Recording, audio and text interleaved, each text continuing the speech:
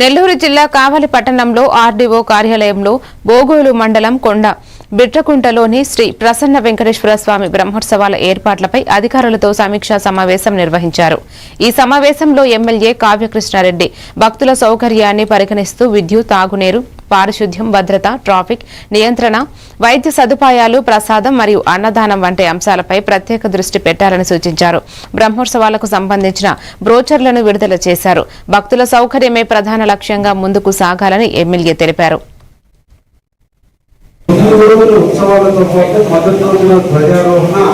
నమో వెంకటేశాయ నమః. బెల్వకోట క్షేత్రం శ్రీ ప్రసన్న వెంకటేశ్వర స్వామి యొక్క నవాహినిక బ్రహ్మోత్సవాలు ఈ నెల 26 నుంచి ప్రారంభమై మార్చి 8వ తేదీ వరకు జరిగేటువంటి ఈ మహోత్సవాలు మొట్టమొదట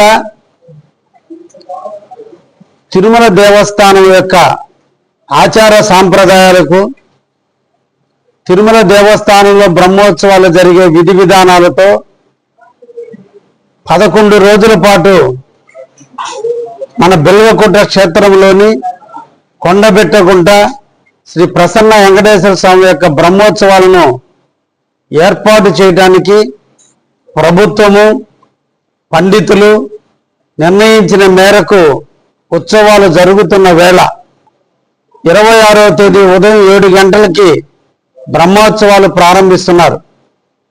ఈ సందర్భంగా వివిధ ప్రభుత్వ అధికారులందరితోనూ ఆర్డీఓ గారి అధ్యక్షతన రివ్యూ నిర్వహించడం జరిగింది.